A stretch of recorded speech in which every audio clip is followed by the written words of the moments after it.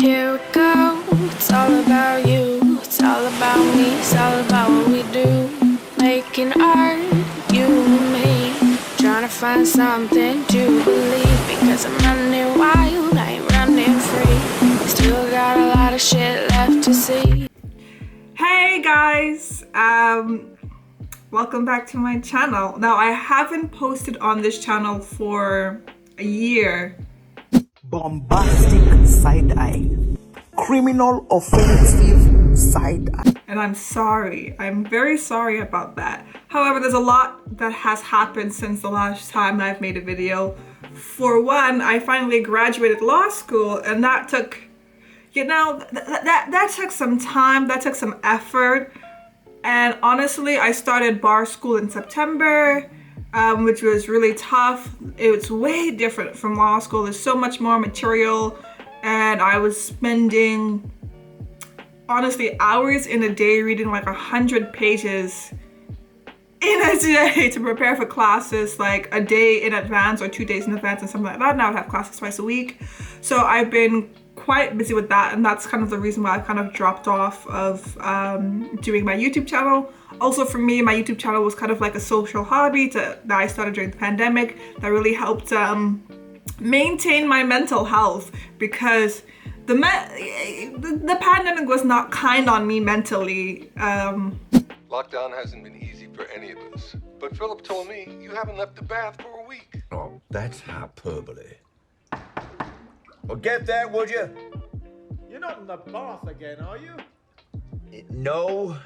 But since then, I've gotten a few more subscribers. I'm not quite sure how much, but when I started the channel, it was obviously a very small amount of subscribers, maybe just like, I don't know, a few tens. And now I do have a couple of hundred right now, so I just want to say welcome to all of my new subscribers. I can't believe you would subscribe to this channel even though I have not posted anything in a year, but I appreciate you. I'm so happy to be making this video for you guys finally. Now, this is a video about Scream, and like the new Scream, because I just watched Scream 6 in cinemas a couple of weeks ago, and I've seen Scream 5 also in cinemas last year when it came out, and I have a lot to say.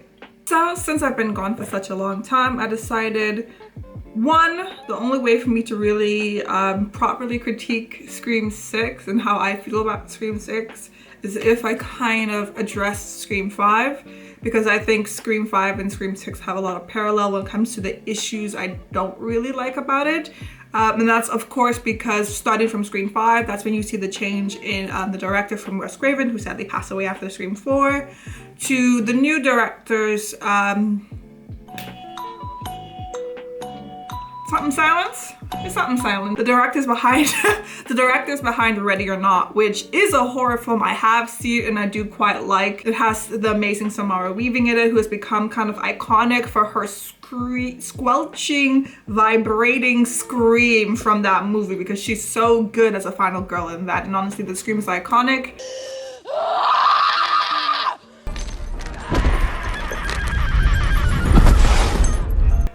That movie had people calling her one of maybe the new potential scream queens, which makes kind of like the movies really amazing that they have her in Scream 6, as well as the fact that another potential scream queen is now the kind of lead star in these movies, Jenna Ortega.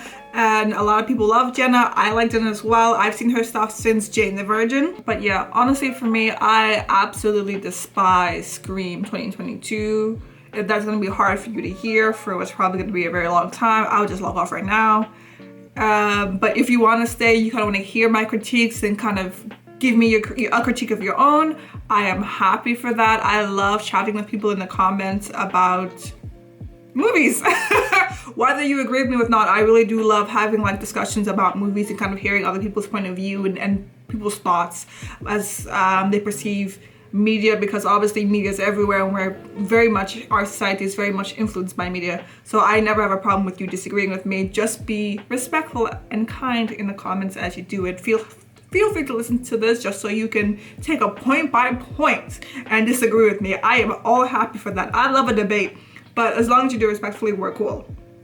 So yeah, if you can get on board with that, keep watching this video. But yeah, I honestly, I feel so strongly about Scream 5 that I almost didn't watch Scream 6, and spoiler alert, I actually do like Scream 6. I quite like it way more than Scream 5.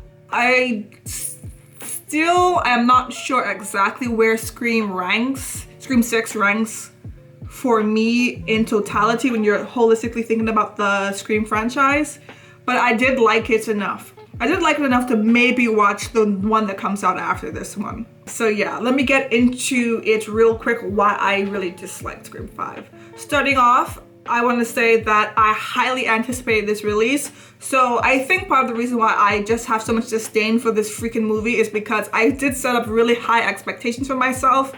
And honestly, I probably should not have, but it was something about the trailer for Scream 5 the Scream 2022 that gave me so much hope, because the Scream franchise is one of my favorite franchises. I was happy to see it back. I thought it left off on a very high note after Scream 4. I know some people have problems with Scream 4, but I'm going to discuss that a bit later as well. I'm not going to review Scream 4 in this video. This video is already going to be too long and I already don't have enough time. And I'm sick, so we're not going to do all of that. But maybe someday in the future. But I'll probably mention Scream 4 here and there and all of the other Screams as well when I'm critiquing these two movies. So yeah, I think I kind of set off my expectations way too high, and because the movie is what the movie is, that was always going to lead to failure for me, in my opinion. So I think it did make me quite biased when it came to wanting to see more in the Scream franchise, and yeah, I think it made me quite salty, unfortunately. I think I do want to try to watch it again now that I've kind of like relinquished those expectations and I've forgotten all the things I wanted to see in the movie, because obviously I'm going to be disappointed if I'd had like a big picture in my mind about where I saw the franchise going from number 4. So I think I do want to give it a rewatch just so I can feel as if I gave it a fair chance on its own merit, and I'm gonna do that at some point. I don't know when. And if my opinion changes, I'll let you know. It's been a while since Scream 5 originally released. Obviously, it's been a whole year, and so you'll be already aware of a lot of other people's critiques. And a lot of other people did not enjoy Sam's first appearance as well. A lot of people felt like the character came off very wooden. They didn't like the acting. And what I'll say about the acting is this: I don't know. I feel like it's always hard to critique on someone's acting because sometimes you don't truly know if it is the actor or if it's the direction that they were given as how to act. Especially with someone like Melissa Barrera. She's not an actress I'm familiar with, so I don't want to go off and say that her acting was terrible. I don't think it was terrible. I just think in a lot of points in the movie, it didn't give enough of what it needed to give, and it felt very awkward, and she felt very wooden, especially when she already has this kind of character where she's supposed to be more of an edgy character because she has mental health issues and issues with her father being a serial killer, and she's the daughter of a freaking serial killer. I just feel like she wasn't very compelling a lot of the time. I feel like a lot of the time I didn't gather anything about Sam herself. We know that she loves Tara. That's obvious from the first time you see Sam's character all the way throughout the end of the movie. Like, her main goal throughout the whole entire movie is making sure Tara is safe. But that tells me you love your sister, and that's cool, but that doesn't tell me anything else about your freaking character. And she even had a boyfriend the whole entire time, but we've never saw her and Richie have any kind of private conversation about herself too much. Like, I don't know, I think, and even when she did have conversations about herself, it was kind of connected to the main plot twist of the story, which was the fact that she was Billy's daughter, and that wasn't even that satisfying because they ruined it prematurely by having us see her have hallucinations of Billy. So it's just like, you can't, why? And also it feels one, so contrived to me, and it feels so stupid the more I think about it, the more I hear it out loud. I don't think it's far-fetched that Billy like wasn't a faithful boyfriend. He was an effing serial killer. He was an effing serial killer who planned to kill Sydney and killed her mother. So it's not far-fetched that he would cheat on her. It's just that the fact that it came out of nowhere within the last multiple decades of this freaking franchise, I don't know. It felt kind of like the thing about Scream 3 with Roman Bridges being the killer, and they kind of like rewriting Scream 1 and 2 so that that narrative fits, and then have Roman Bridges take like 10% credit or whatever, contributory negligence for the fact that Billy and Stu killed Sydney's mom and inspired them. It's like that kind of rewriting of history thing to fit the new narrative. I don't always really like that, especially if you're not gonna just start off from fresh. If you're gonna like rewrite everything, I don't know, I feel like if you're gonna rewrite everything with a remake, that remake should just start off from rewritten material, kind of like you were set in a scenario where that old story doesn't really exist anymore, but this wasn't the case. It's still continuing on with those same old characters that it's rewriting. So then you've kind of rewritten those characters as well by rewriting their history, and it's just, I also feel a lot with Sam. I don't think Sam's character in Scream 5 had the runtime of a main character. Obviously, it was obvious that she was the lead, but at the end of the day, she's sharing that screen time with one, Jenna Ortega, who didn't get that much screen time, which felt like a negative because she is such a big star right now. But yeah, Melissa Barrera is a more unknown actor compared to Jenna right now. Jenna's kind of like a rising star popping off. She's very popular. She's all over the TikToks and the media and all that stuff. So she already kind of had to share the lead stage with Jenna in a sense, because they are going to be more like a duo, and that's pretty much was established from the get-go that these two are kind of like a package deal. So if you're going to be a package deal and be a duo, you're going to be kind of sharing space with someone else. So she's already sharing space with Jenna, and then you have Nev coming in again to reprise her role as Sydney. This is already an established and beloved character. So anytime Sydney's on screen, she's capturing the audience because we can't believe that we've been getting her, and we love the fact that we can actually see her. And honestly, she just does a great job as Sydney. She's so compelling, she's so likable, she's yada yada yada. So it's just like, I feel like they didn't give Melissa Barrera enough justice by having her share the limelight with so many other people. And you still have Dewey and Gail as other legacy characters as well. It's too much. The movie already had too many freaking characters that I just felt that I didn't even care about. Already had too many characters I don't care about at all. Just drop them off to die. Another thing I really hate, and this came from Sam's character, this is not a note to Sam, but the fact that she said this was so irritating to me. Never fuck with the daughter of a serial killer. Straight up stolen from Scream 4 at the end, and if you've seen Scream 4, you know what line I'm talking about. And the whole point of the original line, don't fuck with the original, is to not fuck with the original, and then you revise a line based off of that line, fucking with the original, and it's way worse than that damn original. If you're gonna fuck with the original, at least make it better.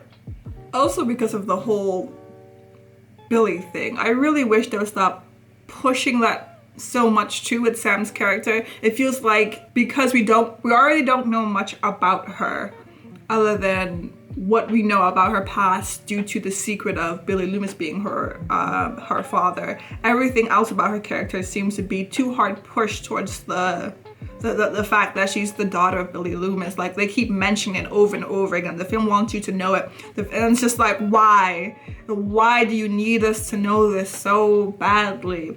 Why do you keep pushing this on this character? Like, fine, we know the information about the character. We know her backstory. Cool, about Billy Loomis, blah, blah, blah. Now, can you let the character stand on her own 2 feet and I actually get a sense of her personality and who she is outside of that? And speaking of characters, she's not the only character I feel like I really didn't get a good chance to know. I feel like I didn't get a chance to know a lot of the other characters too. I mean, a few of them died, so I guess it didn't matter really in the end, if you really think about it. But I do like to at least get some kind of, I don't know, a kind of like personality from the characters, even the disposable ones. You know, so it can feel more like a story, one, And kind of like life, so that when they die, that person's death has some sort of impact. Now, I don't have to like feel compassionately and empathetically to a great degree for every character. I could even hate the character. I don't even have to like them. I just want to feel something towards them at all. And I want to get a sense of them as a person at all, or else they just come off as character pieces getting set up to die. Honestly, the only deaths I really felt for were Dewey and Deputy Judy. Weirdly, I will commend the movie for somehow making me give a fuck more about Judy. I think she was a fun addition in Scream 4, but like, I'm surprised how fun she still is as a character, at least to watch in Scream 5. So I'll give you kudos for that. Obviously, someone else did the groundwork, but I'll give you your points where it's due.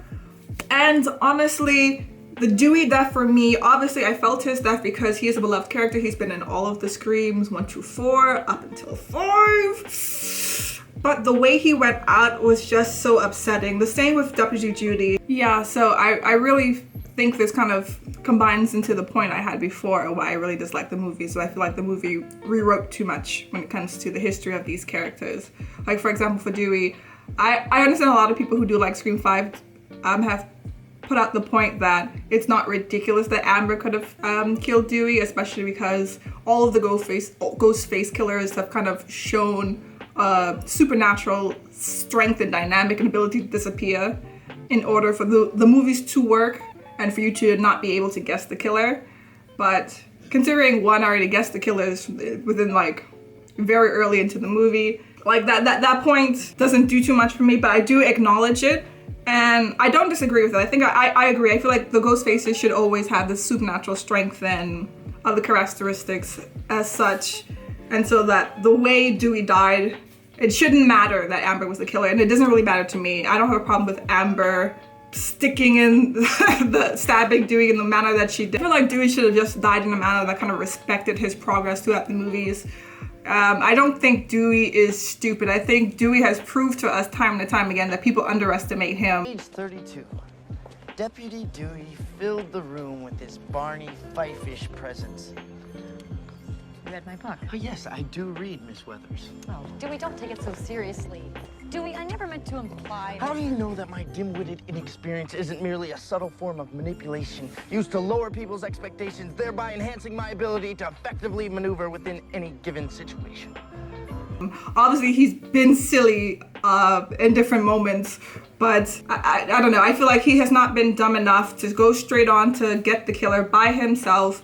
I admit he had his gun, but then gets distracted by his freaking phone mid opportunity to shoot the killer. I don't believe that from Dewey. I could believe a lot of silly crap in regards to Dewey, but that I can't not believe about Dewey. I don't like rewriting characters in a way that's contrary to the development. Like I've stuck by these characters through decades, through several movies. I don't want to see them revert kind of like to a person who they wouldn't be and wouldn't act like, one, and to someone who they were like from the original movie. We've progressed past that point. I don't want that at all for my characters. They deserve the respect of their history. Like, come on now, and their progress. Like, yeah, Dewey shouldn't have died that way. I feel like what actually kind of would have been a fun thing to try, and obviously I haven't thought it out fully, so I don't know how well this would work from start to end, but I would have loved to see, or like the opening scene for Scream 5, actually see Dewey get kidnapped.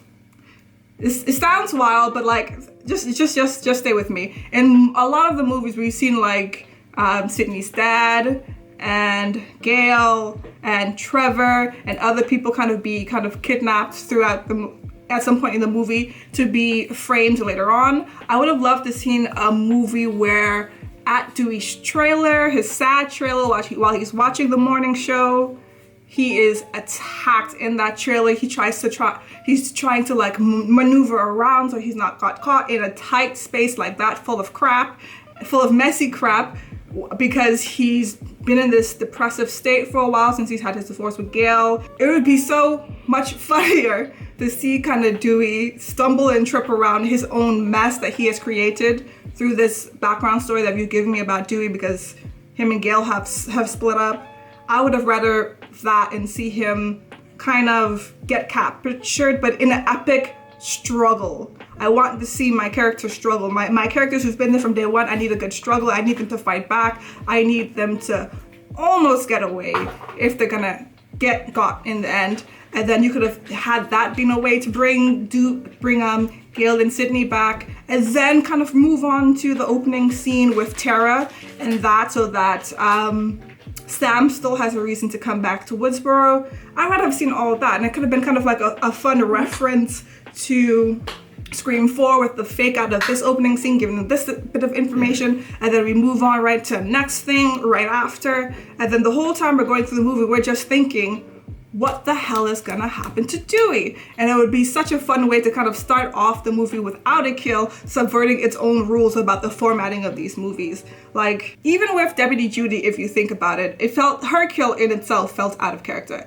I did like her kill. I found it a really good one in the way she was kind of captured by surprise and then murked in the way that she was. I do think her kill was a good kill. However, I feel like when you really think about it, there is one thing Deputy Judy is, and that is she's a paranoid woman. In Scream 4, she stayed strapped and she stayed with her vest on, and that's how she survived the last movie. You're telling me that Sheriff Judy now at this point, even though she's running back to West because, yeah, she's scared and all of that, that's her son, she's in a moment of panic, you can't tell me she does not have a gun walking up to that house.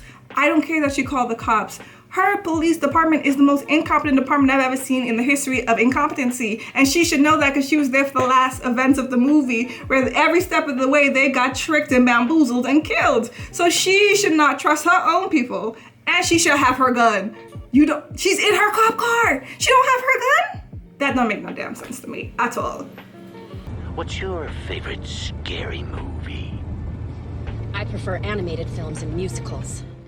Have people go down with a fight. Don't be afraid to have your characters fight back. That gives the tension, that gives the chase. That's what I want to see in a horror movie, especially Scream. Scream is always borderline thriller when it comes to a horror to me, and that's what I want to be given when it comes to kind of like the toning and direction of the movie. Again, when it comes to rewriting history, I really hate that they had to write that Gale and Dewey have divorced, especially with the circumstances in which they've added for this divorce to occur. I hated that they did that for this movie in order for the movie plot to work, for Dewey to be there, for Dewey to die, for Gale and Sydney to have a reason to run and come back. I absolutely hate it. Again, it goes back to kind of like devolving the characters. Saw Gale and Dewey go through so much from the first Scream when they connected together. Second Scream when we found out that they weren't together anymore, and that's because of some things that Gale has said and done to Dewey in terms of how she prioritizes herself and her career.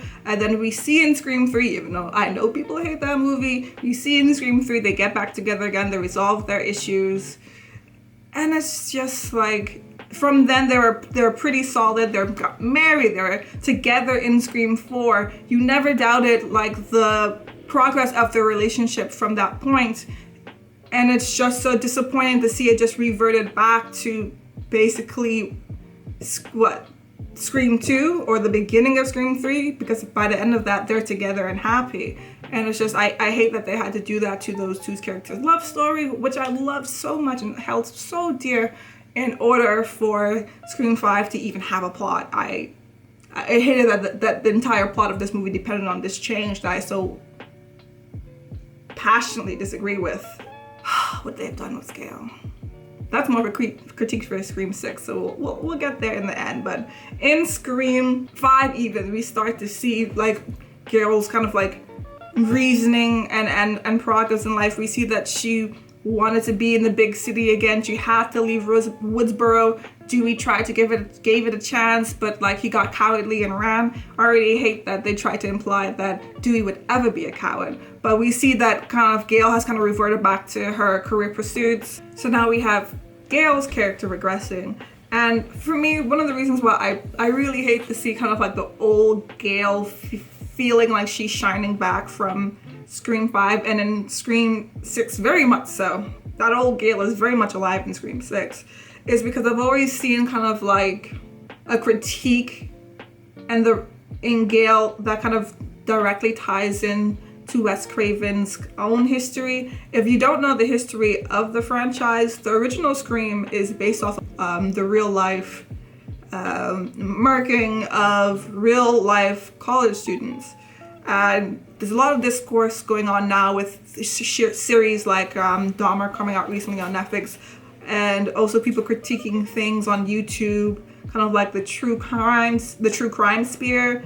And like there's a lot of thought, especially now, to be had about profiting off of someone else's misery in any capacity, even to make creative pieces of work.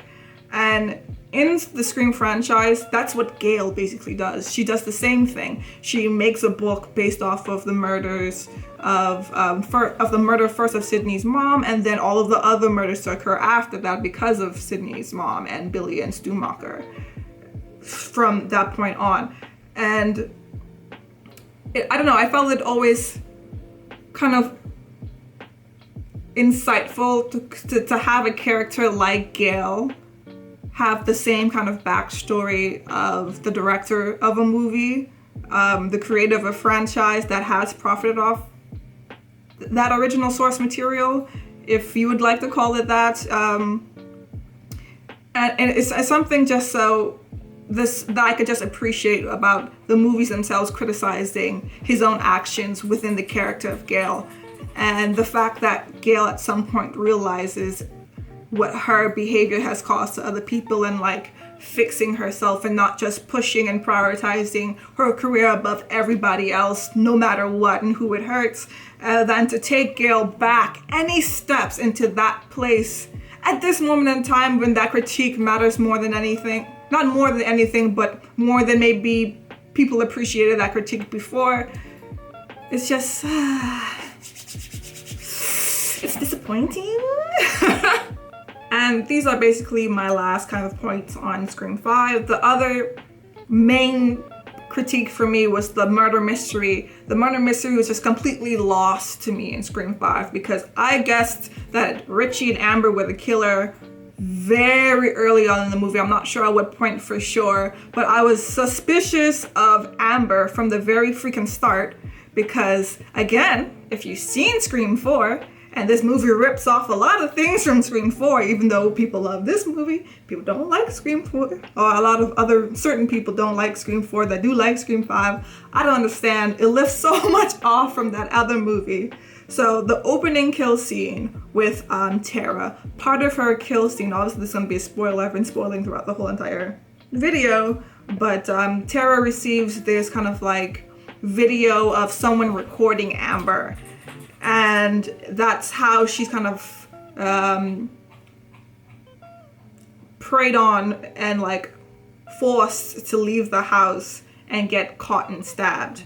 Now, that kind of clued me into Amber being the killer immediately because that's very similar to what happened literally in Scream 4 with the kill of Olivia. She's the first kill after the opening scene. Kirby and Jill are sitting in the bed watching Shaun of the Dead. Killer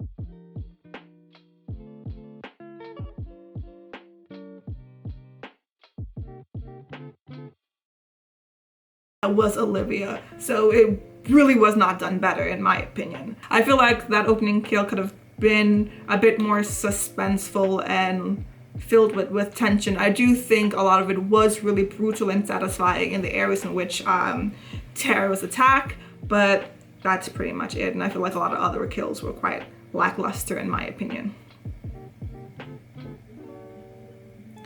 But yeah, a lot of the murder mystery element of the original Scream franchises are just completely missing in the sequel and in the other sequel as well, in Scream 6. Like, it's so easy to guess the killer in these movies.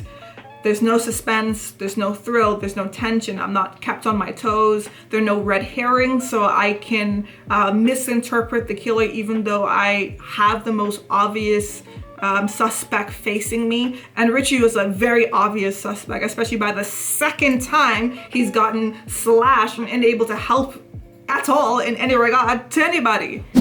Sorry for the cut, guys, into completely different scenery. I'm in kind of my boyfriend's sister room because I've moved recently since I've graduated, and I now live with my boyfriend and his sister, and my boyfriend came home yesterday, so I wasn't able to finish the whole video. But yeah, on to basically kind of like part 2, talking about Scream 6 now. So I wish I would have been able to rewatch Scream 6 before making this video, but I'm not paying for that. Okay, and that's on a period. And it's whatever, so we're just gonna get into it. Now, I do like Scream 6 substantially more than how I feel about Scream 5, which is not a hard bar because like the bar is an ocean when it comes to me in Scream 5, because I just really don't like that movie almost like entirely. I'm so sorry to say, I'm sorry, but that's how I feel about it. But with this movie, honestly, I don't feel like I feel the way some Scream fans feel. I definitely don't think this is now the best in the franchise for me. This is not my top 2 at all. But I do think it's a fun movie, it's a good watch, and it has a lot of things going on, so that even though kind of like the plot lines aren't the best, it's still enjoyable to watch. And that's kind of how I feel about like Scream 3. I know Scream 3 is objectively regarded as like one of the worst in the franchise, but like it's very rewatchable, it's very enjoyable, it's really funny to me. And honestly, also, I don't have a problem with comedy being in horror. I don't understand really people's, I don't want to say opinion because everyone has a right to their own opinion, but I just don't, for me, I can't wrap my head around people who like feel like too much comedy in a horror movie kind of takes them out of it, and they feel like they can't enjoy horror and comedy done together. But for me, I feel like horror and comedy kind of have a long lasting relationship together. Like, we've seen a lot of horror with like comedy elements in them, or kind of like horror comedies, and we see a lot of horror movies just be very campy and in a way a bit comedic with its kind of like production value, its style, its acting, because horror has originated from the origins of not a lot of money. Like the horror genre historically, when you make horror movies, they're made with very, very low budgets going into them, and that's kind of like almost a feature of the genre. And a lot of the times things can come off campy, and because like a lot of the horror plot premises are also a bit leaning on ridiculous, so a lot of kind of horror directors and movie writers have played with like the kind of comedy, ridiculousness, campness elements that can come from writing down a horror plot about a freaking killer doll or crap like that. But I think one of the best things about Scream 6 as opposed to Scream 5 is, like I said, I think regardless of how weak some of the main plot elements may be, is that they have a lot of action going on in the movie consistently. There's a lot of action scenes with the scene in the bodega, for example, with Ghostface finally having like a heavy artillery weapon as well to kind of make things more exciting. There's a lot of cool scenes and a lot of really well done execution of some scenes to makes things way more exciting and thrilling. For example, having it be Halloween for one of the scenes and everyone dressed up in costumes while you're being attacked by a freaking masked killer in a costume. So that was very exciting. That was a cool scene. They've had a lot of cool scenes. They've had a lot of cool scenes and moments that just like kind of make you feel like, well, I enjoyed that I watched this movie, at least for this moment, or at least these few moments. Kind of like the double wiping of the knife scene at the end of the movie. That was cool. That was chef's kiss. That was so cool to me. It gave me like chills. I love that. The scene where the therapist is offed and you have Ghostface kind of like his silhouette honestly showing in the glass element of the door. That was pretty cool. I love how that offing was handled. It really reminded me of like the offing in Scream 4 of Joe's mother, Sydney's aunt. That was pretty cool. I like that. I do wish, however, that they would have used the college campus thing a bit more. Like the amount of money that goes into American college campuses, that means we could have had some really cool set pieces. I would have loved to see some more inspiration taken from like even Scream the TV series rather than just the movies alone. I would have loved to see someone out on a huge college American football campus field about to get the worst DEATH scene that you could ever imagine. I think that'd been really cool. I think Scream the TV series did something like that. That'd have been cool to see, like kind of replicated a reference in this movie. Like this movie has almost entirely lifted everything from Scream 2. So if you're gonna be doing that, just like straight up copying and pasting from all the other movies anyway, like let's actually go somewhere you wouldn't expect, and let's touch on the series and get some cool kill scenes in there. One of the things I think about this movie that makes it better than the last one is I think Sam is way more enjoyable as a character in this movie. So like I said, I don't know if maybe it was the direction given to Melissa Barrera in the last movie, but I feel like her acting is way better for me in this, or like it feels better to me. I get to know Sam better. I feel like I get to see Sam and Tara actually interact a little more because Tara's not in a freaking hospital bed, and like they're not in an emergency situation at the start of the movie, so therefore I get to see a bit more of Sam's day-to-day and how she would react in like a typical situations. Obviously the fact that her day-to-day is still post the Scream 5, so therefore her and her sister have already been majorly attacked in some way, and she still would have trauma from all of that. So it's not exactly the same thing as kind of being introduced to the character fresh before all of the events really kind of take into place. So I hope that in the future movies we get to see more of Sam's character, kind of like beyond Tara and beyond killing, I guess, or surviving. I want to see a bit more of her character, because I feel like as the Scream franchise continue, we got to see more and more of different sides of Sydney. Like in the first Scream, obviously it was after the death of her mother, but it was still before all of the events regarding like Billy and Stu. So we got to see what kind of person she is, how she interacted with her friends a bit more. We didn't even get that with Tara because she was already in the hospital and already attacked. You know what I mean? So I'd want to see a bit more from these characters fleshed out. I think Sam was partially better because she didn't have to share the screen with Sydney this time.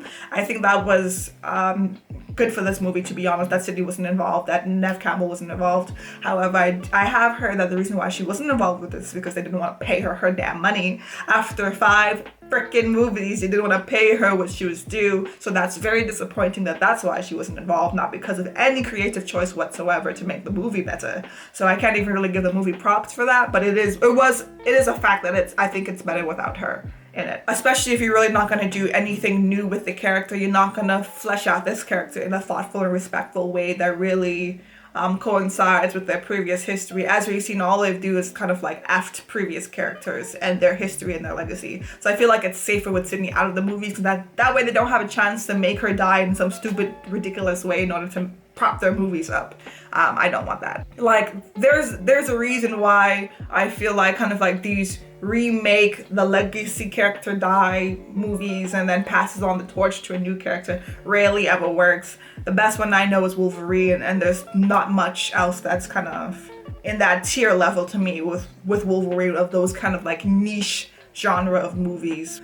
Also, when it comes to Sam's character. I really wish they would just stop with the hallucination Billy crap. It's so annoying. I feel like you don't need this kind of mental health implication about Sam so that she has some kind of edge. So she's a bit more edgier than maybe Sydney previously was. So she's kind of more like a Jill main character rather than a Mary Sue. And it's like, you don't need this to make her not a Mary Sue type character, to make sure she's not boring, to push that she has a bit more edge. Especially from the people behind Ready or Not.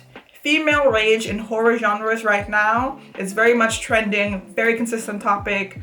People love it, people are talking about it. You don't need to make your character mentally ill. And also the depiction of mental illness is just like so problematic as well, by just having her have these like random ass hallucinations because her father killed people. She has other things to draw on. She, regardless of like Billy being her father, she already had kind of like a horrible traumatic upbringing with her mom cheating on her dad and all that other thing, and her going and her resorting through homelessness and drugs and stuff like that because she left home as a teenager. She already has a background story to draw pain from, and that edge you're looking for to make her a tougher character. You don't need Billy. Like, we don't need a man to prop her up to make her seem more like strong or powerful. Like, we don't need it. Get rid of it, please. It's 2023. We've had BoJack and Zendaya's portrayal of Rue in Euphoria. Like, we're moving past these kind of like silly depictions of mental illness. Like, can we continue to move past that? One of the good things about this movie as well is that we got more for some of the other characters like Mindy and Chad. As opposed, when it comes to like new characters, the only new character I really care about was Annika, but she's now dead. Because we barely really got to see anything from Bailey or the other characters. I really feel like they need to do better with making these characters a bit more charismatic. Like, even if they're the killer. Because one thing about Stu Macher, for example, is like the way Matthew Lillard portrayed that character was so charismatic and kind of like so easily funny without him even meaning to be in serious moments. Everybody dies.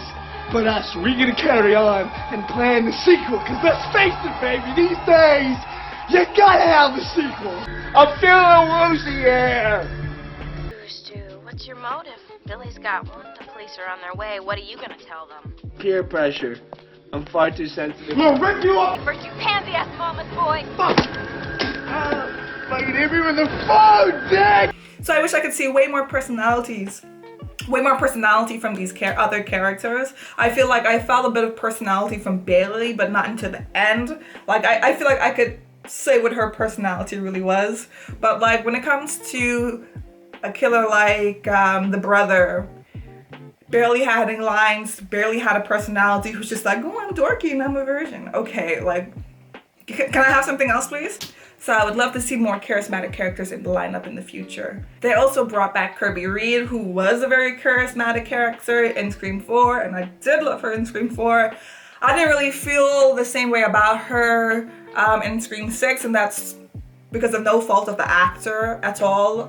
Hayden Panettiere, I love her as well. She's a great actress. She didn't feel like the same person from Scream 4 in Scream 6, and I understand it's a long time in between, but some of those characteristics still should be there. People don't just like wildly change their personality like that.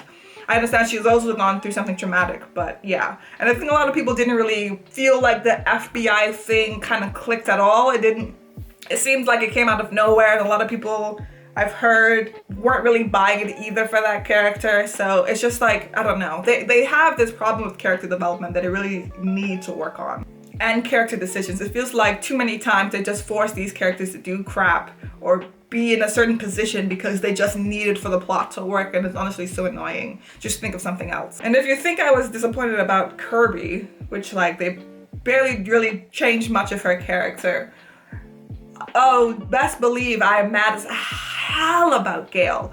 Like, we just had this conversation with Scream 5. I went on a whole thing about how I see Gail and how I feel about her and her progress. So to take her back all the way to now she's writing books again after, like, are you serious? In Scream 4, we see her writing fiction books, trying to do something else, to break out of that mold and really change and develop as a person. And because now, and now that you've just reverted her back to writing the same freaking book about the same freaking thing. It's like you're just making her seem as if she's just kind of like this washed out person career-wise, and that she's not capable of doing anything else. And Gail is a resourceful bitch. Gail is a smart, powerful woman. She can go to so many different avenues. In Scream 4, she said she wasn't writing the book. You even put in Scream 5 that she wasn't writing the book, and you still made her write the effing book. Why? Like, it just makes me have a horrible taste in my mouth about this character, and I just hate that you've done this to now 2 characters. It is hilarious to me that so many people hated Scream 4 because of the double stab movie, false narrative open kill. And then I hear people are loving this open kill scene. And I'm just like, bruh, it's kind of like the same tactics of the fake out. Like, why do people hate Scream 4? I'm sorry, this is not a Scream 4 video, let me stop. But anyway, I just found it so weird. I personally felt like disappointed in the first kill because, first of all, you've gotten Samara Weaving. We've already talked about her. And she dies, I don't know, her death just felt so boring to me. I feel like the scene lingered on a little bit too long. So long to the point that, like, we already knew she was gonna die in the alleyway. But like, they're trying to kind of like misdirect us by us thinking that he was gonna come from the end of the alleyway. But the killer comes from kind of like a little side gap or somewhere or something. And it's like, cool, but like you made the scene linger on so long that I saw it coming, and then it removed all the excitement from it. Like, these movies have an issue with maintaining tension. They just don't know how to maintain a high intensity and tension throughout the whole entire movie. For all the deaths, for all the kills, they could only seem to manage to do it with some people. It's just like, but what I do love about the opening scene is I love that they ventured onto something new, because that's what I really want to see with these new movies. Like, it's what, a whole decade later that these remakes are being made since Scream 4. So I want to see pushing the envelope. That's what make watching these new movies worth watching them. New material, new things, new stakes. I want to see new twists. I want to see more creativity. So I did like the part of I most enjoy when these movies try to subvert our expectations, because that was the whole point of the first Scream in the first place. It was criticizing the fact that movies at that time, slash movies in particular, were just boring. They kept doing the same thing over and over and over again. They're all following a formula. So the fact that the killer kind of like was unmasked to us in the first round confused me immediately. And I love that it did that, because it caught me sort of off guard, and I was just like thinking, it distracted me almost. I was just like thinking, what's gonna happen? What's gonna happen? What's gonna happen? And so by the time he was like attacked and killed, I was like surprised again. And it's like, I was pleasantly surprised. I love that they ventured somewhere new with that. It was great to me. And then like kind of like the end bit was so brutal as well. It's definitely gonna be in a top kill for me, especially with the scene at the end with like the guys in the fridge, because that really sells the kill for me, because otherwise it was a bit boring with just getting stabbed, obviously. That doesn't make it much different from a lot of the other kills. But yeah, the brutality shown to me at the end with the guys in the fridge like that's what made that for me. Just kind of like working on top of some nice pancakes. Loved it. I've said before, one of my other favorite kills was the kill of the therapist. That was a very unnecessary character. Again, I feel like a problem both of these movies have is, like, one of the reasons why these characters are so personalityless is they literally just exist for the purpose of being killed. They're not really thought of in any regard outside of that whatsoever. I loved Annika's death and the fact that they kind of reference Nerve to 2016, which is funny because I feel like, is this the first time one of these movies have like referenced a movie outside of the horror genre for a kill? Or something really significant? That would be interesting to know. I feel like this scene was executed in a way that made it feel so intense, and like we got a new set piece out of that we've never seen before. I think that was a really good choice. But at the same time, I actually don't really have that many kills to really rave about, because barely anyone dies in Scream 6. Barely anyone died in Scream 5. And now barely anyone died and no one dies in Scream 6. Absolutely nobody dies in Scream 6. I think it's Annika, and that is it. It's literally only Annika outside of the killers. Also, you have the core four getting stabbed several times in several body parts, in several fatal areas, and then just get up and walk off. Like, what the hell? You're definitely not gonna have any intensity and tension in your movies if every single one of your characters are gonna be stabbed through the freaking ear and then get up and walk off and live. And it's so funny to me because people found the way Perkins died in Scream 4 to be so unrealistic. That was inspired by a real kill. Someone really died that way.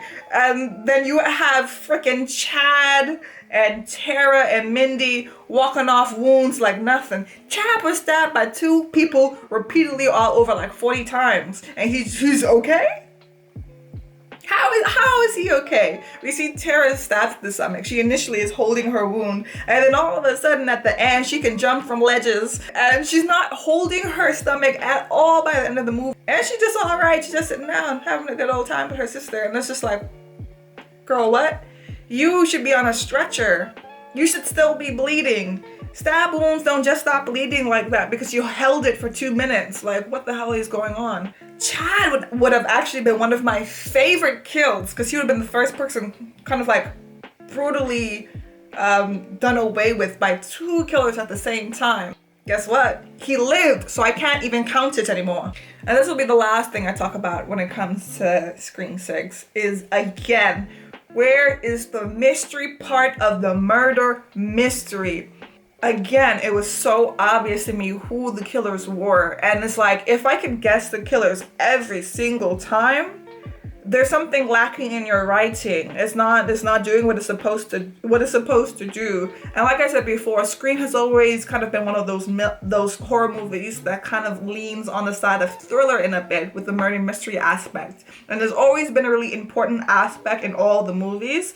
And it's like, I just really hope they get better at this aspect of these movies because they're just so terrible. And for me, if I don't have any semblance of a real murder mystery, then they're not Scream to me. You might as well just make something else. Just make another slasher movie. It was just too obvious because you have too much ridiculous things that you're telling us in the plot is happening. So if you use any of your common sense while you're watching the movie, you're gonna deduce who the killers are. They're giving us too much information that we don't need to know to make the movie make sense, but even that information don't make the movie make sense. For example, at the start of the movie, we hear Bailey say something about having a brother that died. I was like, your brother Richie in it. I figured, like, the moment she said that, it was too much information. She said it too seriously, and the golden rule of movies, if it's in the movie, it's probably for a reason. And because this movie, again, lacks any red herrings to kind of like dispel me, the moment I get kind of like personal information, I can put 2 and 2 together and I'd like create 4. So the moment she said she has a dead brother, I was like, Richie is your brother. They almost psyched me out for a second when they had her die. But I was like, but we've seen people fake deaths before, so that didn't necessarily negate me from, like, deter me from thinking it was her. What made me think it wasn't her for a second midway through the movie was the fact that the police arrived at the scene, and so that there would be a body. But now we get to the end of the movie, because her dad's a cop, he can switch the body out? That did not make any sense. That was so stupid. It's also more annoying if you deter me from guessing because of a stupid reason. Like, that didn't make any sense. There's no way he could do that. Also, I knew that one of the killers had to be a cop because of all of the implications with the evidence. It's like, there is no way someone bought all that evidence off of the Woodsbury Police Department while freaking Deputy Judy and Deputy Dewey, Sheriff Dewey and Sheriff Judy were freaking the head of the police department. There's no way you're selling that to me. Like, are you crazy? So I knew it was like the weird police guy as well. Yeah, and because there was a brief moment in the middle of the movie that I thought Bailey was dead, I was like, well, it gotta be curly-haired dork who played it on real thick about, oh, it could never be me. Like, you were doing a little too much, sir. A little too much. I knew it was you. So then at the end of the movie, I was like, oh, everyone I guess is the killer because now there are 3. I do like that they did 3 killers this time, but that also means that there are less people to die because they were the killer.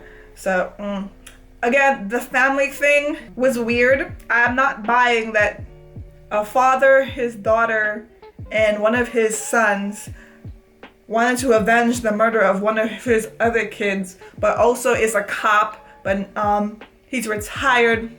He has a fake name. He moved to a new city as a cop still. Like, cops do background checks, I'm pretty sure, when they're higher officers. And like it's too many plot holes that it's just like your movie don't work plot-wise. Your movie makes 0 sense plot-wise. And it's just like, it feels to me I shouldn't have to ignore glaring holes in your movie like that for your movie to work. Your movie just does not work. And honestly, that's really all I have to say about Scream 6. Like I said, I did like it better than Scream 5. I don't think it's a bad movie. I think it's probably pretty enjoyable to watch if you just ignore all of the red flags. Kind of like, you know, that bad boy you go on a few dates with. So yeah, I guess that is my review about Scream 5 and Scream 6. And hopefully I can start making way more videos for you guys now that I am not in a hellscape called the educational system. Yeah, so put your comments down below. Thank you again for all the new people here. Thank you again for all the old people who came back. And I'll see you next time. Later. Here we go, it's all about you, it's all about me, it's all about what we do. Making art, you and me, trying to find something